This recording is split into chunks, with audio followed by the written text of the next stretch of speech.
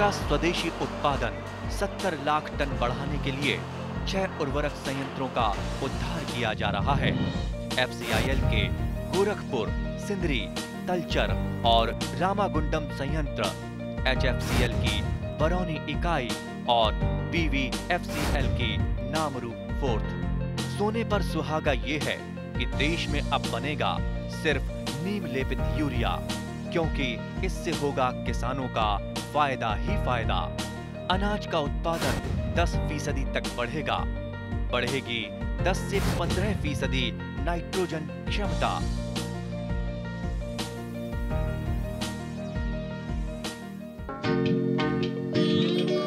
এখন গোপাম লাভজনক হ'বলৈ হলে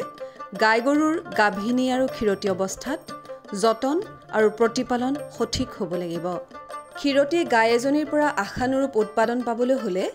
গাইজনীক সময়মতে আৰু উচিত পৰিমাণৰ খাদ্যপাতিৰ যোগান ধৰা,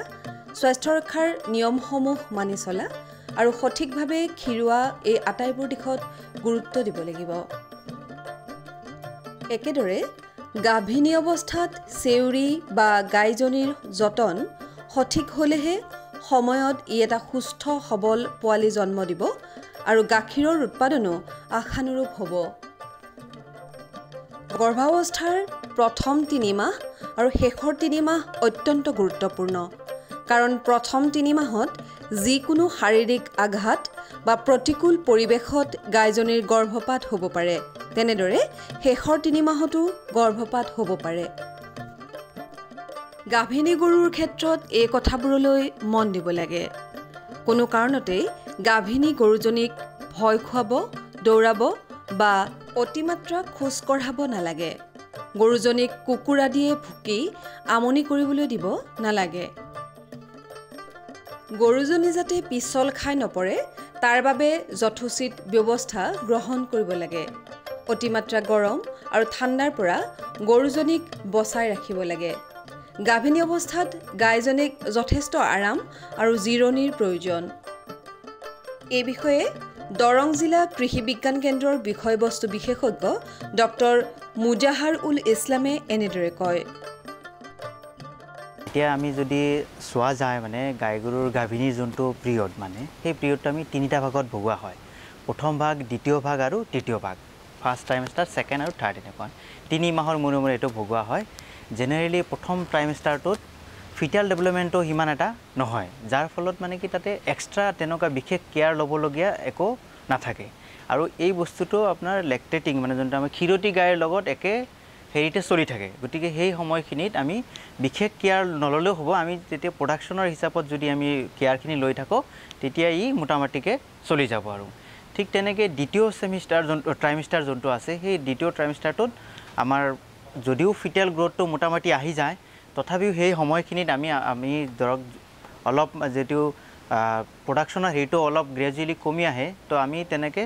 ইমান বিশেষ কেয়াৰ নলয় থাৰ্ড ট্ৰাইমেষ্টাৰত আমি খুব বেছিকৈ গুৰুত্ব দিব লগা হয়। কাৰণ ফিটেল ডেভেলপমেণ্টৰ 70% গ্ৰথটো আমি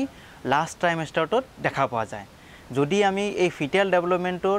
গুৰুত্ব নিদিওঁ তেতিয়া আমি ধৰক 70% যোনটো এনভাইৰমেণ্টেল ফেক্টৰ থাকে আৰু 30% থাকে তাৰ জেনেটিক ফেক্টৰ, ফিটেলৰ গ্ৰথটো যোনটো মা দেউতাকৰ ফালৰ পৰা আহিব। কিন্তু এই 70%ৰ এটা হেৰি থাকিব কি ফিটটো থাকিব। মাকে যদি ভালকৈ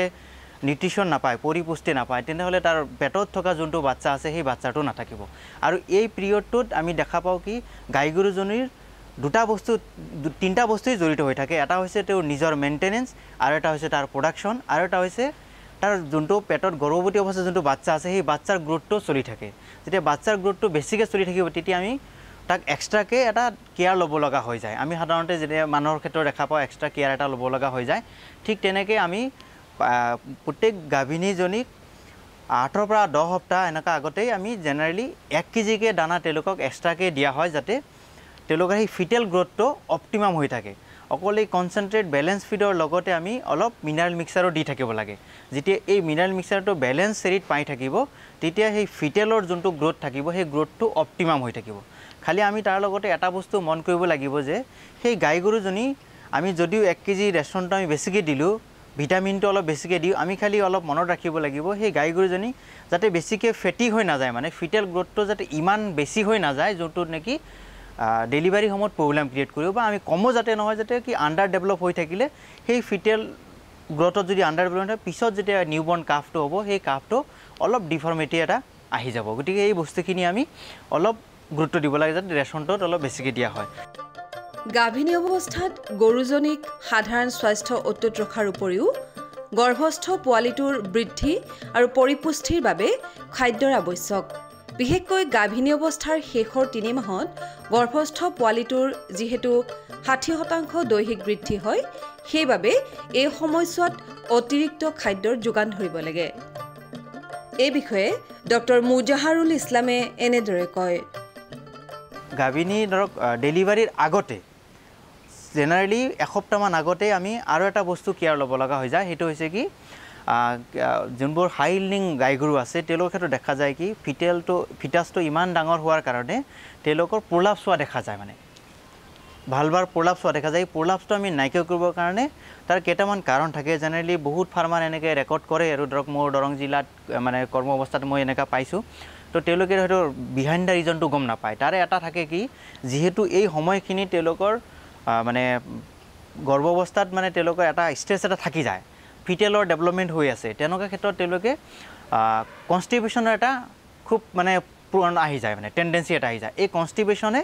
ভালবাৰ প্ৰলাপছটো হোৱাত বহুত পৰিমাণে সহায় কৰে আৰু কেতিয়াবা এই ভিটামিন বা মিনাৰেল ডেফিচিয়েঞ্চিত এই বস্তুটো আহি যায় যেনেকৈ কেলছিয়াম স্পেচিয়েলি লাষ্টত আমাৰ কি দেখা যায় যে যেহেতু আমাৰ গাই গৰুখিনিক আমি লাষ্ট 60 ডেজত আমি ড্ৰাই পিৰিয়ড হিচাপে বন্ধ কৰিব লগা হৈ যায় বন্ধ কৰাৰ সময়ত তেতিয়া আমি ৰেচনটো কমাই দিয়া হয় যদিও এক্সট্ৰা এটা 1 কেজি দিয়া হৈ আছে তেতিয়া মানে কি আমি নিউট্ৰিশ্যনটো অলপ পৰিমাণে কম পায় আৰু এটা হৈ যায় কি যোনটো কেলছিয়াম থাকে ব্লাড কেলছিয়াম সেই কেলছিয়ামখিনি চেলৰ ভিতৰত ছেকুৱেষ্ট্ৰেশ্যন হৈ থাকে আৰু ছেকুৱেষ্ট্ৰেশ্যন হোৱাৰ কাৰণে লাষ্ট মুহূৰ্তত তেওঁলোকে এই প্ৰলাপছ হোৱাত সহায় কৰে আমাৰ মানে ব্লাডত কেলছিয়ামৰ পৰিমাণটো অলপ কমি যায় মানে যদিও নৰ্মেল মেইনটেনেন্স অৱস্থা থাকে কিন্তু তাৰ পৰিমাণটো কমি যোৱাৰ ফলত ই মেইনটেইন কৰিব নোৱাৰে ঠিক তেনেকৈ যদি এই বস্তু এই লাষ্টৰ এই 2 সপ্তাহ যদি আমি ভালকৈ কেয়াৰ ল'ব পাৰোঁ তেন্তে ইয়াৰ পিছৰ যোনটো মিল্ক ফিভাৰ আমি যোনটো বেমাৰ বুলি কোৱা হয় এই মিল্ক ফিভাৰটো এই বিকজ অফ কেলছিয়ামৰ অভাৱত হৈ যায় এই কেলছিয়ামৰ অভাৱৰ কাৰণে আমি এই মোটামুটি ধৰক এসপ্তাহ আগতে যদি আমি এক্সট্ৰাকৈ কেলছিয়াম তেওঁলোকক ছাপ্লাই দিওঁ আমি তেতিয়া এই কেলছিয়ামৰ ছেকুৱেষ্ট্ৰেশ্যন যদি চেলত থকাৰ পিছতো ব্লাড কেলছিয়াম যেতিয়া মেইনটেইন হৈ থাকিব তেতিয়া আমি এই যোনটো মিল্ক ফিভাৰৰ হেৰিৰ পৰা আমি পৰিত্ৰাণ পাব পাৰি ফাৰ্মাৰসকলে একেদৰে 5 লিটাৰ পৰ্যন্ত দৈনিক গাখীৰৰ উৎপাদন দিয়া এজনী গাই দিনে 25 পৰা 30 কিলোগ্ৰাম কেঁচা ঘাঁহ 3 পৰা 4 কিলোগ্ৰাম খেৰ আৰু 1 কিলোগ্ৰাম সুষম মিশ্ৰিত দানা যোগান ধৰিব লাগে দৈনিক 5 লিটাৰৰ অধিক গাখীৰৰ উৎপাদন দিয়া গাইক প্ৰতি 2.5 লিটাৰ গাখীৰৰ বাবে 1 কিলোগ্ৰাম ওপৰঞ্চি মিশ্ৰিত দানা খুৱাব লাগে ইয়াৰ উপৰিও দৈনিক 25 পৰা 35 লিটাৰ বিশুদ্ধ খোৱা পানীৰ যোগান ধৰিব লাগে গাইজনীয়ে পোৱালি দিবলগীয়া সম্ভাৱ্য দিনটোৰ 2 মাহ আগৰ পৰা গাখীৰ খিৰোৱা বন্ধ কৰিব লাগে ইয়াক শুষ্ককৰণ বুলি কোৱা হয় শুষ্ককৰণৰ কেইবাটাও পদ্ধতি আছে ক্ষীৰতিগাইৰ যতন আৰু প্ৰতিপালনৰ বিষয়ে ডক্টৰ মুজাহাৰুল ইছলামে এনেদৰে কয় এই যোনটো 60 ডেজ আমি মানে গাভিনী অৱস্থাত কেয়াৰ ল'ব লাগিব এই লাষ্ট অৱস্থাত আমি সিহঁতক যদিও ক্ষীৰতি চলি থাকোঁতে প্ৰেগনেঞ্চিত লাষ্ট মুহূৰ্তত আমি 60 ডেজটো আমি তেওঁলোকক গাখীৰ খিৰোৱাটো বন্ধ কৰিব লাগিব এই গাখীৰ খিৰোৱাটো বন্ধ কৰা মূলতো দুটা এটা হৈছে কি তাৰ উহাৰটো যাতে আগৰ মানে নৰ্মেল অৱস্থাত আহি থাকে অহা লেক্টেশ্যনটো যাতে তেওঁলোকৰ অপটিমাম প্ৰডাকশ্যন দিব পাৰে যোনখিনি আমাৰ দৰকাৰ আছে বা যোনখিনি সেই গাই গৰুজনীৰ কেপাচিটি আছে এইখিনি যাতে আমি উপযুক্ত পৰিমাণে পাব পাৰোঁ সেই এটা আৰু সেই আদাৰৰ যোনটো হেল্থ সেই হেল্থটো যাতে মেইনটেইন হৈ থাকে বা এই ৰিপেয়াৰ হৈ গোটেই বস্তুখিনি চিষ্টেমেটিকত আহিব পাৰে তাৰ কাৰণে আমি এই ড্ৰাই পিৰিয়ডটোৰ দৰকাৰ হৈ যায় আৰু ড্ৰাই পিৰিয়ডটো যদি আমি নকৰোঁ তেন্তেহ'লে আৰু এটা প্ৰব্লেম হ'ব কি আমি যদি লাষ্টৰ আগৰ দিনলৈকেও যদি আমি খিৰাই থাকোঁ তেতিয়া ইয়াৰ 3টা বস্তু সেই মই কোৱাৰ নিচিনাকৈ চলি থাকিব তেতিয়া তাৰ মানে যোনটো হেল্থটো বহুত ডিটেৰিয়েট হৈ যাব আৰু লাষ্ট মুহূৰ্তত তাৰ ডিষ্ট্ৰিবিউটাৰ প্ৰব্লেম এটা আহি যাব পাৰে মানে তো আপোনালোকে মানে ফাৰ্মাৰখিনিক মই আপোনালোকৰ থ্ৰুদি মই এইটো কথা কৈছোঁ তেওঁলোকে লাষ্ট ট্ৰাইমেষ্টাৰত বেছিকৈ গুৰুত্ব দিব 60 ডেজ আগতে ড্ৰাই পিৰিয়ডটো বনোৱাৰ চেষ্টা কৰিব তেওঁলোকে সেই ড্ৰাই পিৰিয়ডটো কেনেকৈ কৰিব ধৰক যোনটো কম উৎপাদন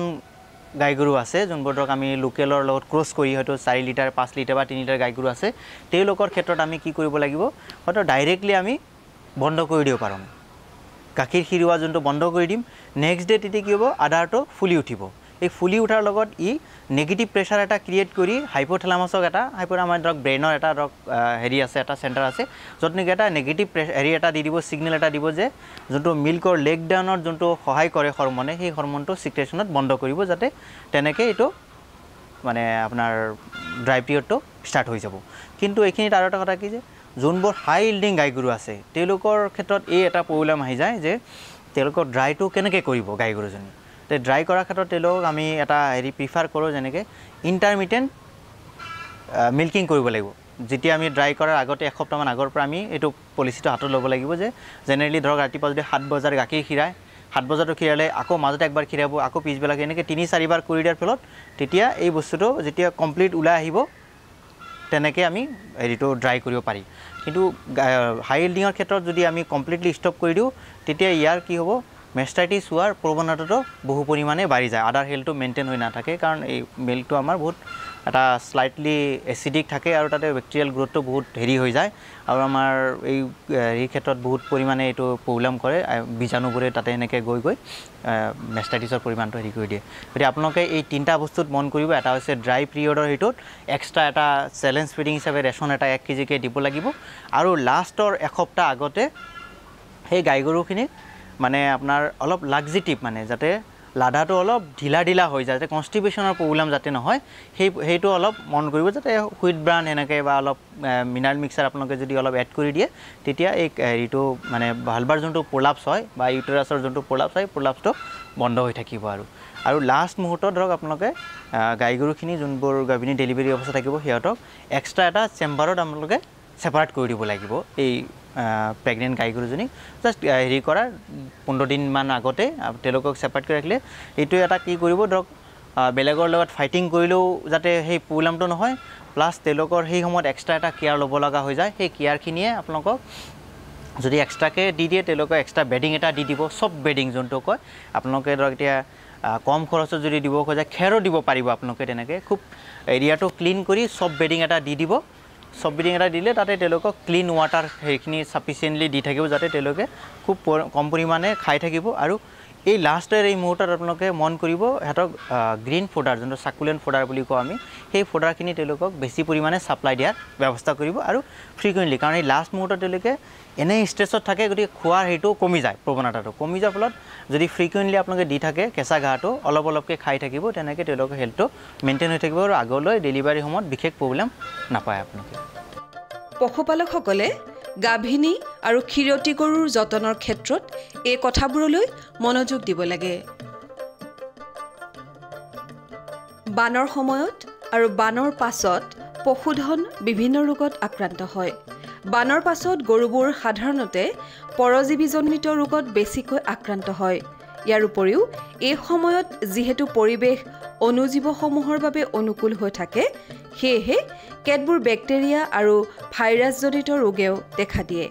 এই বিষয়ে দৰং জিলা কৃষি বিজ্ঞান কেন্দ্ৰৰ মুৰব্বী তথা জ্যেষ্ঠ বিজ্ঞানী ডক্টৰ আব্দুল হাফিজে এনেদৰে কয় বানপানীৰ সময়ত বা বানপানীৰ পিছত জেনেৰেলি আপোনাৰ সবকা মেষ্টাইটিছ নিউমোনিয়া পেৰাচাইটিক প্ৰব্লেমবিলাক বিশেষকৈ বেছিকৈ দেখা দিয়ে তাৰে ভিতৰত মই প্ৰথমতে ক'ব বিচাৰিছোঁ পেৰাচাইটিক ডিজিজ পেলুজনিত বেমাৰ আৰু জেনেৰেলি পেলুটো আপোনাৰ ভিতৰৰ পেলু এণ্ড'পেৰাচাইট আৰু বাহিৰৰ পেৰাচাইট হয় আৰু ভিতৰৰ পেৰাচাইটবিলাক আপোনাৰ এই ঘূৰণীয়া কৃমি ফিটা কৃমি পেলু এনেকুৱা ধৰণৰ হয় আৰু এইবিলাক পেলু যেনে বাৰিষা সময়ত যেনেকৈ বেছি হয় আৰু সেইকাৰণে আমি বাৰিষা হোৱাৰ আগে আগে আমি পেলুৰ ঔষধ দিয়াটো অত্যন্ত দৰকাৰ যিটো ব্ৰড স্পেক্ট্ৰাম এনথেলমেণ্টিক বুলি কয় এলবেণ্ডাজল ফেনবেণ্ডাজল এনেকুৱা ধৰণৰ দিব লাগে গতিকে আমি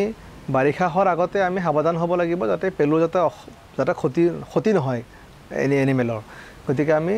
পেলুৰ ঔষধ দি পেলাই আমি বাৰিষাৰ কাৰণে আমি সাজু হ'ব লাগিব তাৰপিছত বাৰিষাৰ সময়ত দেখা যায় যে সচৰাচৰ আপোনাৰ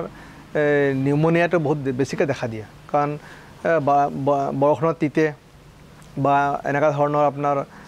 প্ৰব্লেম হৈ পেলাই নিউমোনিয়া হয় নিউমোনিয়া হ'লে গৰুৰ বহুত কষ্ট হয় আৰু মৃত্যুমুখতো পৰে আৰু মেষ্টাইটিছ হয় মেষ্টাইটিছৰ কাৰণে আমি বহুত সাৱধান হ'ব লাগিব যে ফ্ল'ৰটো চাফ চিকুণ হ'ব লাগিব নহ'লে আপোনাৰ গাখীৰ দিয়াৰ সময়তে টিট কেনেলটো জেনেৰেলি খোলা থাকে আৰু টিট কেনেলৰ মাজেদি আপোনাৰ ই কলাই ষ্ট্ৰেপ্ট'ককাই চালমনেলা এনেকুৱা ধৰণৰ বীজাণুবিলাক আপোনাৰ আদাৰলৈকে যায় তাৰপিছত আপোনাৰ উহাৰটো ইনফেকশ্যন আৰম্ভ হয় আৰু যদি মেষ্টাৰ্ডিছ হয় তেতিয়াহ'লে আপোনাৰ বহুত হেভি লছ হয় ফাৰ্মাৰৰ কাৰণে কিয়নো ফাৰ্মাৰৰ মেইন উদ্দেশ্য হৈছে মিল্ক প্ৰডাকশ্যন মিল্ক যদি কমি যায় আদাৰটো ইনফেকশ্যন হোৱাৰ লগে লগে আপোনাৰ গৰুজনীৰ গাখীৰৰ উৎপাদন কমি যাব তাৰপিছত গৰুজনী যদি ইমিডিয়েটলি আপোনাৰ চিকিৎসা কৰা নহয় তেতিয়াহ'লে আপোনাৰ গেগিনাছ মেষ্টাৰ্ডিছ হৈ যায় তেতিয়াহ'লে আপোনাৰ সেই উহাৰটো আপোনাৰ আদাৰটো নষ্ট হৈ যাব তেতিয়া চাৰ্জিকেলি ৰিমুভ কৰিব লাগিব তেতিয়াহ'লে আপোনাৰ কি হ'ব আপোনাৰ 70-80 হাজাৰ টকাৰ গাইজনী আপোনাৰ এনেই গ'ল গতিকে আপোনাৰ আমি সবে জানিব লাগিব যে মেষ্টাৰ্ডিছৰ ধৰা আমি অতি সাৱধান হ'ব লাগিব গতিকে গাখীৰ খিৰোৱাৰ সময়তে উহাৰটো আপোনাৰ পটাছ পানী দি হওক বা এনেকুৱা এণ্টিচেপ্টিক দি আপোনাৰ ৱাছ কৰি ল'ব লাগিব অকল উহাৰটো নহয় আপোনাৰ যোনে গাখীৰ খিৰাব তাৰ হাতটো চাফ চিকুণ হ'ব লাগিব বা বাচন বৰ্তনবিলাক চাফ চিকুণ হ'ব লাগিব আপোনাৰ খিৰোৱাৰ আগতেও চাফ চিকুণ ৰাখিব লাগিব আৰু খিৰোৱাৰ পিছতো আপোনাৰ এণ্টিচেপ্টিক ৱাছ কৰি পেলাই অলপ সময় গৰুজনী কিবা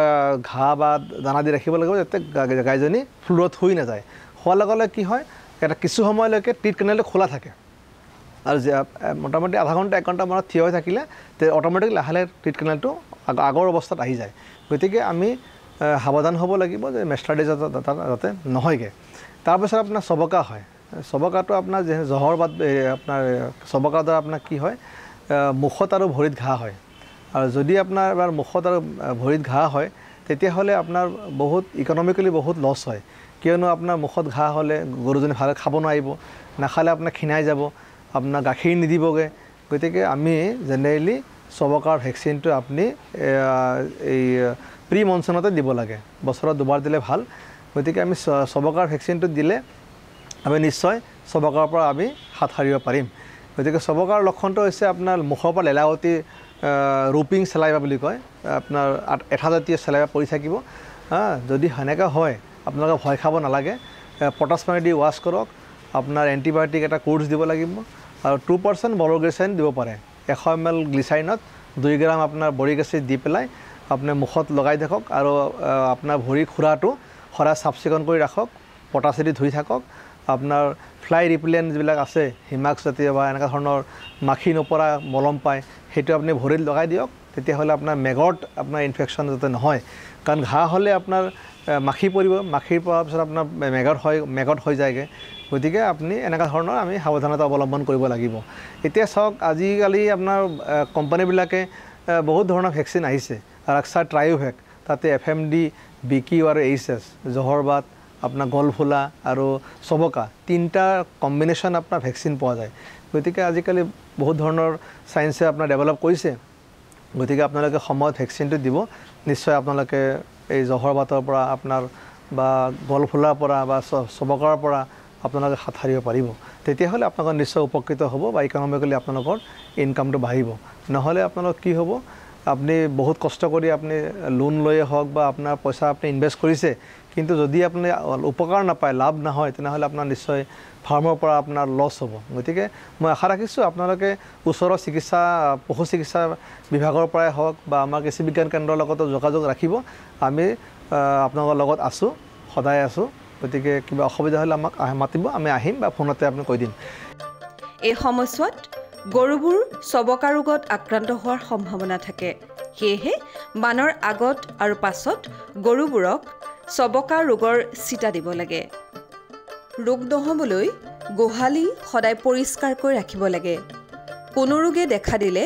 গোহালিটো মাহত 3-4 বাৰ ৰাসায়নিক জীৱাণুনাশকেৰে জীৱাণুনাশক পদ্ধতি অৱলম্বন কৰিব লাগে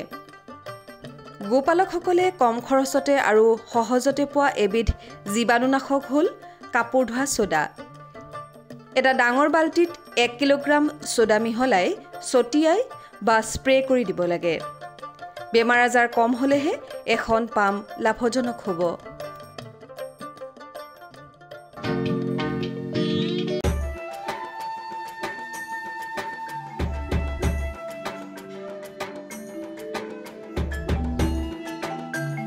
এইখন অসমৰ লক্ষীপুৰ গোৱালপাৰা অঞ্চলৰ বাইদা গাঁও এই গাঁৱৰ নিৰীহ ৰাভাক এতিয়া প্ৰগতিশীল কৃষক হিচাপে সকলো গাঁওবাসীয়ে সন্মান কৰিছে। অৱশ্যে পৰম্পৰাগত কৃষিক উদ্যোগীকৰণলৈ ৰূপান্তৰিত কৰাৰ সিদ্ধান্তৰ বাবে তেওঁ বিৰোধিতা কৰা হৈছিল। নিৰীহ ৰাভা পৰম্পৰাগত শস্যৰ খেতি কৰা কৃষক পৰিয়ালৰ আছিল। কিন্তু যেতিয়া তেওঁ অইল পাম্পৰ খেতিৰ সুবিধা বিষয়ে গম পালে, তেতিয়া তেওঁ ইয়াক গ্ৰহণ কৰাৰ সিদ্ধান্ত ল'লে। চৰকাৰৰ পৰা আৰ্থিক আৰু কাৰিকৰী সাহায্য লাভ কৰি national mission on edible oils oil পামৰ অধীনত নিৰীহ ৰাভাই অইল পামৰ পুলি ৰোপণ কৰিবলৈ আৰম্ভ কৰিলে। প্ৰায় 4 বছৰৰ পাছত তেওঁৰ অইল পামখিনি ফল-মূলেৰে ভৰপূৰ হৈ পৰিল। এই ফলবিলাকৰ বিক্ৰীয়ে তেওঁৰ মুখত সুখৰ জোৱাৰ কঢ়িয়াই অনাৰ বিপৰীতে তেওঁৰ সিদ্ধান্তৰ বিৰোধিতা কৰা সকলো আচৰিত হৈ গ'ল। অইল পাম খেতি কৃষকসকলৰ বাবে অতি উপকাৰী। অইল পামৰ ডাঙৰ হোৱা গছবোৰে প্ৰতি হেক্টৰত 20ৰ পৰা 25 টন ফল উৎপাদন কৰে আৰু প্ৰায় 30 বছৰ ধৰি ফল দি থাকে। অইল পাম ফলৰ পৰা আন সকলো প্ৰকাৰৰ তেলৰ গুটিতকৈ 10 গুণ বেছি তেল পোৱা যায়। ইয়াৰ দ্বাৰা কৃষকসকলে আন শস্যতকৈ 10 গুণ বেছি উপাৰ্জন কৰিব পাৰে। মই তৈলবীজৰ খেতি কৰাৰ কাৰণে আমাৰ গাঁৱলৈ বিভাগীয় ফালৰ পৰা আহিছিল আৰু তেওঁলোকে সাধাৰণ সভা বহাই কিনে আমাক যিটো মানে শিকাই দি গৈছিল, তেওঁলোকে কৈছিল যে এই খেতিটো কৰক, আপোনালোকে চৰকাৰৰ পৰা ৰাজ সাহায্য প্ৰদান কৰা হ'ব। আৰু সেই হিচাপতে মই ঠিৰাং কৰিছিলোঁ যে ময়ো এই খেতিটো কৰিম বুলি। মই নিজে এই খেতিটো কৰিলোঁ। মই খেতি কৰাৰ লগে লগে ৰাইজৰ মানুহে কিছুমানে বিৰোধিতা কৰিছিল। বিৰোধিতা কৰাৰ পিছত তথাপিও সিহঁতৰ কাণ সাৰ নকৰাকৈ মই নিজে মনোমতভাৱে এই খেতিটো কৰিছোঁ। কৰাৰ পিছত মই এতিয়া এই খেতিৰ পৰা যিটো উৎপাদন হৈছোঁ, মই নথৈ সুখী। আৰু মোৰ দেখি এতিয়া ৰাইজে এই খেতি কৰাৰ কাৰণে বহুত আগ্ৰহ হৈ আছে আৰু পুলি বিচাৰি আছে মোৰ ওচৰত যোগাযোগ কৰাৰ কাৰণে। আৰু ময়ো ৰাইজক কৈছিলোঁ যে হ'ব, তেতিয়াহ'লে মই আপোনালোকক সহায় সহযোগিতা কৰিম বুলি মই কথা দিছোঁ।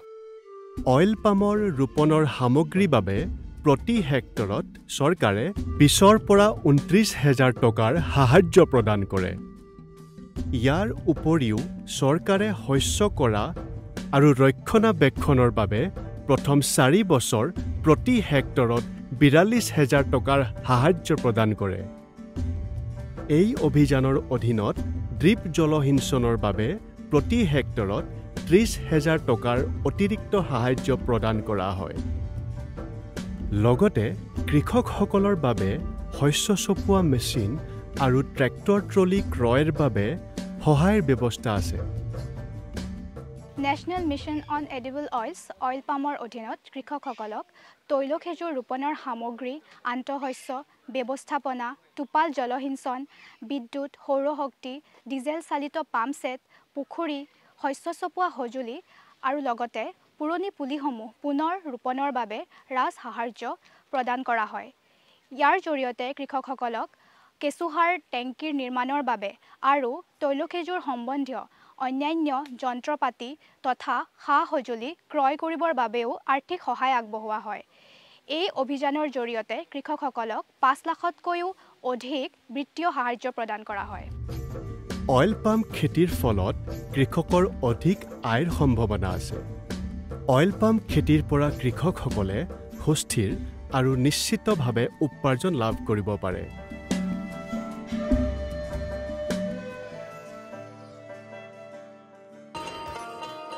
किसान भाइयों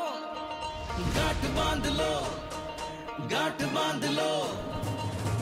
बहुत है काम की, समृद्धि के पैगाम की। मिट्टी के मिजाज को समझो, मिट्टी के हर राज को समझो, मिट्टी की तुम जांच कराओ, मुफ्त सॉइल हेल्थ कार्ड ले जाओ।